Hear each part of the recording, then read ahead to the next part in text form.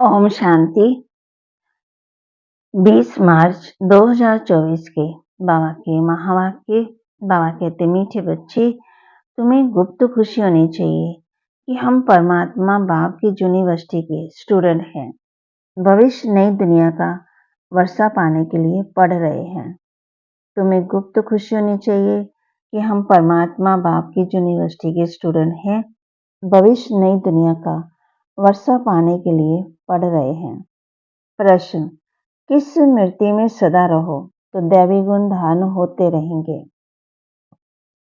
किस स्मृति में सदा रहो तो दैवी गुण धारण होते रहेंगे? उत्तर, हम आत्मा शिव बाबा की संतान हैं। बाबा हमें कांटों से फूल बनाने आए हैं।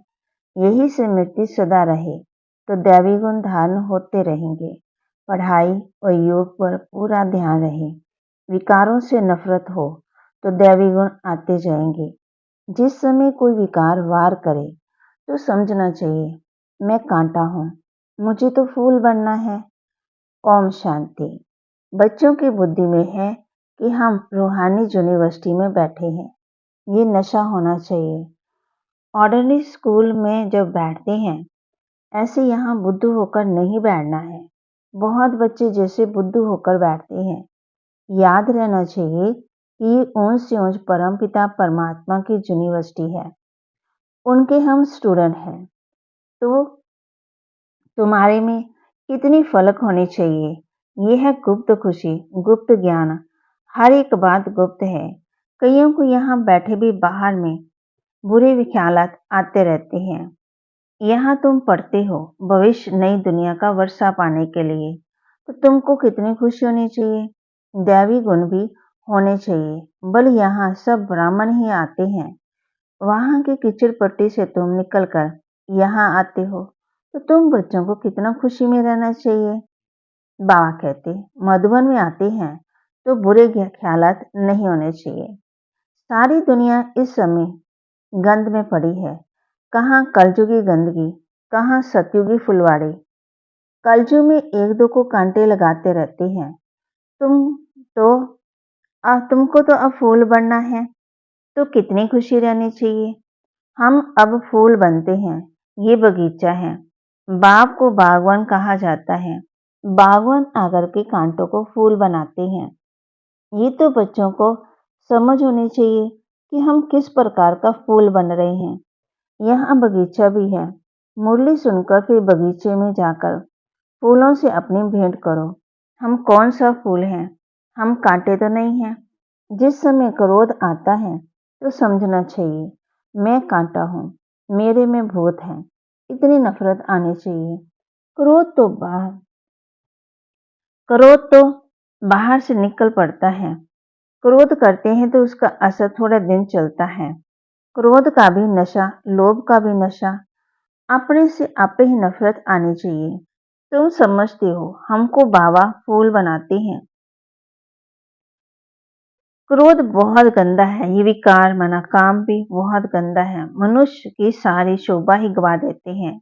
यहाँ शोभा दिखाएंगे तब वहां भी शोभा पाएंगे। बाबा रोज बच्चों को समझाते रहते हैं कि दैवी गुण धारण करो, स्वर्ग में चलना है। ये लक्ष्मी नारायण कितने गुणवान हैं। महिमा भी कर इनके आगे करके गाते हैं। हम नीच हैं, पापी हैं, कपटी हैं। आप सर्वगुण संपन्न हो। तुम समझाते भी हो। स्वर्ग है फूलों का बगीचा और नरक है कांटों का जंगल। शिव बाबा स्वर्ग स्थापन करते हैं, रावण नरक बनाते हैं। विचार करना चाहिए, हम आत्मा बाप की संतान हैं। हमारे में गंदगी कहाँ से आई? अगर गंदगी होगी तो बाप का नाम बदनाम करेंगे। क्रोध करेंगे तो गोया बाप की निंदा कराएंगे। क्रोध का भूत आया तो बाप को भूले। बाप की याद हो तो कोई भी भूत आए नहीं। अगर किसी के दिल को दुख पहुंचाते हैं तो वह भी असर पड़ जाता है। एक बार क्रोध किया तो 6 मास तक सबकी बुद्धि में रहता है कि ये क्रोधी है। फिर दिल से उतर जाता है। बाप दादा की दिल से उतर जाता है। ये दादा भी विश्व का मालिक बनते हैं। इसमें भी जरूर खूबियां होंगी, परंतु कोई की तकदीर में नहीं तो तदबीर करते नहीं हैं। कितनी सैर तस्वीर है। बाप कहते हैं, अपनी किस्मत बनानी अपने हाथ में है। सिर्फ बाप को याद करो तो आत्मा स्वच्छ बन जाएगी। और कोई उपाय ही नहीं है। इस समय राज ऋषि तो कोई है ही नहीं। राजयोग सिखलाने वाला एक बाप है। मनुष्य मनुष्य को सुधार ना सके, बाप आकर के सबको सुधारते हैं। जो बिल्कुल अच्छी तरह सुधर जाते हैं वह सतयुग में पहले पहले आते हैं। तो कोई भी गंदी आदत है तो छोड़नी चाहिए। पढ़ाई पर, योग पर पूरा ध्यान देना चाहिए। ये भी जानते हैं सब तो एक जैसे ऊंच नहीं बनेंगे, परंतु बाप तो पुरुषार्थ कराएंगे। जितना हो सके पुरुषार्थ कर ऊंच मत पाओ, नहीं तो कल्प कल्पांतर पा ही नहीं सकेंगे। बाबा बार बार समझाते रहते हैं कि बाप को याद करो तो पिछड़ा निकल जाए। वे सन्यासी तो हठ योग सिखलाते हैं। ऐसे मत समझना कि हठ योग की तंदुरुस्ती अच्छी होती है। वह कभी बीमार नहीं पड़ते। नहीं, वह भी बीमार पड़ते हैं। भारत में जब लक्ष्मी नारायण का राज्य था तो सबकी आयु बड़ी थी, हेल्दी वेल्दी थे। अब तो सब बिल्कुल ही छोटी आयु वाले हैं। भारत को ऐसा किसने बनाया ये कोई जानते नहीं। बिल्कुल ही घोर अंधेरे में है। तुम कितना भी समझाओ परंतु उनको समझाना बड़ा मुश्किल है। फिर भी गरीब साधारण ही समझने की कोशिश करते हैं। यहाँ कोई लखपति है क्या? आज का लाख बड़ी बात नहीं है। आज लखपति तो बहुत है, उन्हें भी बाबा साधारण कहते हैं। आज तो करोड़पति की बात है। शादियों पर कितना खर्चा करते हैं। तुम बच्चों को बड़ा युक्ति से समझाना है। जो किसी को तीर भी लग जाए। बड़े बड़े आदमी कोई एमपी आदि आते हैं तो बहुत खुश होते हैं, परंतु एक में भी ताकत नहीं जो आवाज कर सके। तुम समझाते हो परंतु यथार्थ पूरा समझकर नहीं जाते हैं। ऊंच से ऊंच भगवान, ऊंच से ऊंच ये वर्षा लक्ष्मी नारायण को किसने ये स्वर्ग का वर्षा दिया? ये कहाँ के रहवासी हैं? ये बहुतों को पता ही नहीं पड़ता। म्यूजियम में आते बहुत हैं समझने के लिए। सेवा का चांस अच्छा है, परंतु योग है ही नहीं। बाप को याद करे तो वो खुशी आए। हम किसके संतान हैं? कितने बच्चे कायदे से पढ़ते ही नहीं है, बाप से योग ही नहीं है। संपूर्ण तो कोई बना ही नहीं है, नंबरवार है। बच्चों को एकांत में बैठ बाप को याद करना है। ऐसे बाप से हम स्वर्ग का वर्षा पाते हैं। इस दुनिया में हम ही सबसे पतित बन पड़े हैं, फिर हमको ही पावन बनना है। ये अच्छी रीति याद करना है। बाप हर प्रकार की राय तो देते हैं, ऐसे से करो। बाप कहते हैं जैसे गरीब से गरीब भी पढ़कर अमीर बन जाते हैं। जैसे क्वीन विक्टोरिया का वजीर गरीब था, रोड की लाइट पर बत्ती पर पढ़ पढ़कर ऊंच पदवी पाया। शौक था ना, ये भी गरीबों के लिए बाप है। बाप है गरीब निवाज। शाहूकार क्या भगवान को याद कर सकेंगे? कहेंगे हमारे लिए तो स्वर्ग यहाँ है। अरे बाप ने स्वर्ग की स्थापना की नहीं है, अब कर रहे हैं। बाप को याद करें, पावन तो जरूर बनना है। बच्चों को युक्ति रचनी है। कैसे किसी को समझाएं कि भारत का प्राचीन युग सिवाय परमपिता परमात्मा के कोई सिखला नहीं सकते हैं। हठ योग है निर्वृत्ति मार्ग वालों के लिए। बाप समझाते रहते हैं जब इसका कल्याण होना होगा तो फिर लिखेंगे भी ऐसे।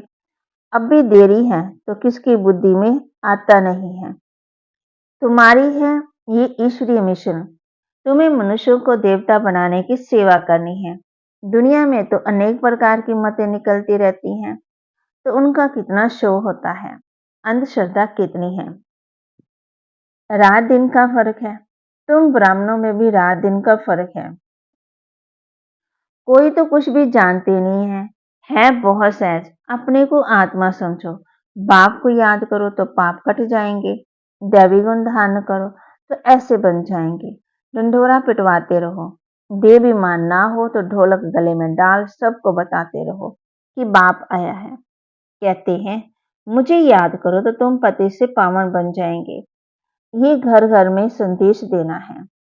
सभी पर जंग चढ़ी हुई है। तमो प्रधान दुनिया है। सबको बाप का पैगाम जरूर पहुंचाना है। लास्ट में तुम्हारी वाह वाह निकलेगी।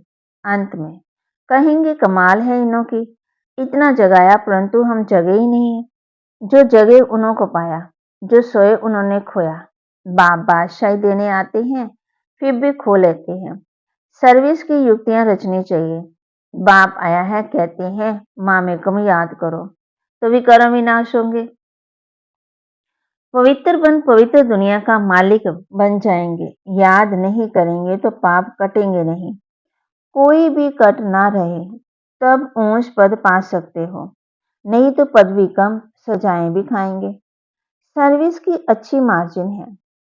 चित्र ऐसे अच्छी रीति बनाने चाहिए जो खाब में ना हो। ये चित्र बहुत अच्छी चीज है। बड़े बड़े आदमियों के बड़े बड़े चित्र होते हैं, हजारों वर्ष भी चलते हैं। तुम्हारे ये चित्र से काफी हैं। बोलो ये सृष्टि का चक्कर कैसे फिरता है, हम आपको समझाएंगे। बाबा हम बच्चों को सर्विस के लिए बता रहे हैं। इस चक्कर को याद करने से तुम चक्रवर्ती राजा बनेंगे। बैज भी बहुत अच्छा है, परंतु इनकी वैल्यू बच्चों के पास नहीं है। इस पर भी तुम समझाते रहो तो भी तुम्हारी कमाई बहुत होगी। ये बैज तो ऐसा है। बाप कहते हैं ये बाबा इस ब्रह्मा द्वारा ये वर्षा देते हैं। ट्रेन में भी चक्कर लगाते ये समझाते रहो। छोटे बच्चे भी कर सकते हैं, तुमको कोई मना नहीं कर सकते हैं। ये बैज ऐसी चीज है जैसे हीरे ज्वार्त फल फूल महल सब इसमें है, परंतु बच्चों की बुद्धि में नहीं आता है। बाबा ने बहुत बारी समझाया है चित्र साथ में जरूर हो।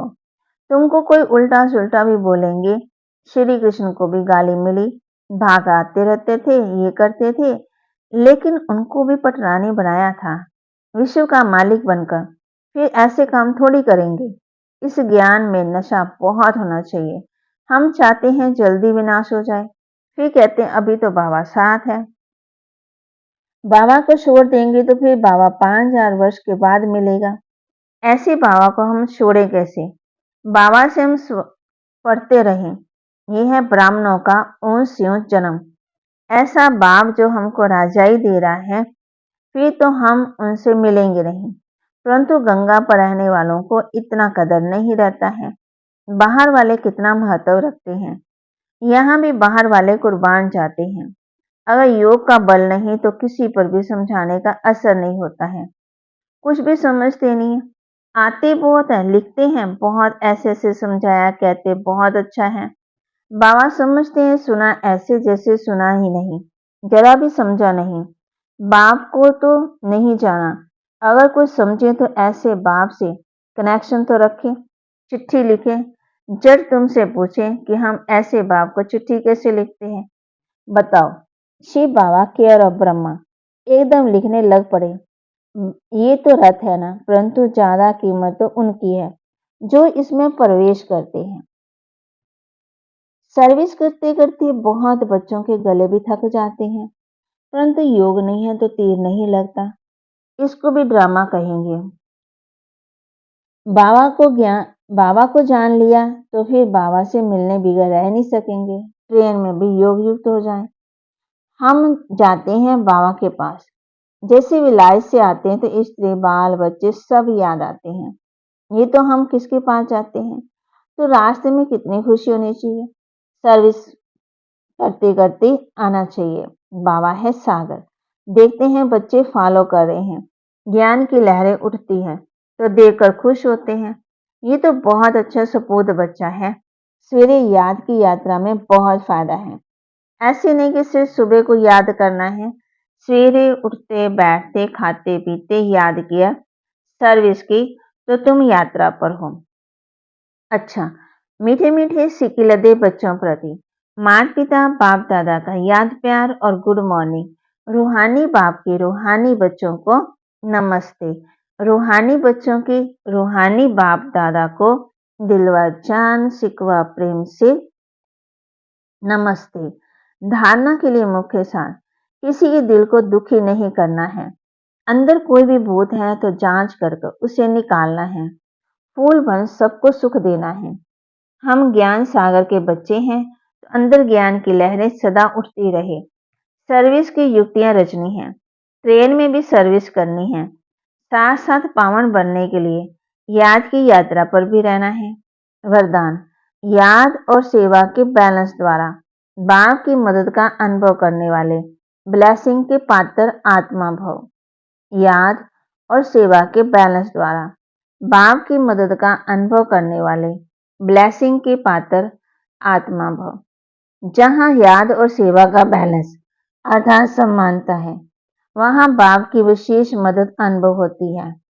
ये मदद ही आशीर्वाद है, क्योंकि बाप दादा आत्माओं के माफिक आशीर्वाद नहीं देते, मतलब दूसरों की आत्माओं के माफिक आशीर्वाद नहीं देते।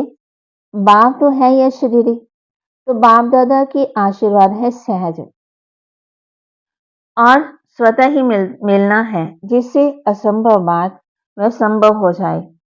यही मदद अर्थात आशीर्वाद है। ऐसी आशीर्वाद की पात्र आत्माओं को जो एकदम में पद्मों की कमाई जमा हो जाती है।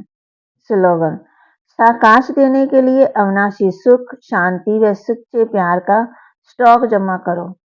साकाश देने के लिए अविनाशी सुख, शांति व सच्चे प्यार का स्टॉक जमा करो। ओम शांति। बाबा की मुरली को रोज सुने, अपने जीवन में धारण करें और इसे लाइक भी करें, कमेंट भी करें और सब्सक्राइब भी करें।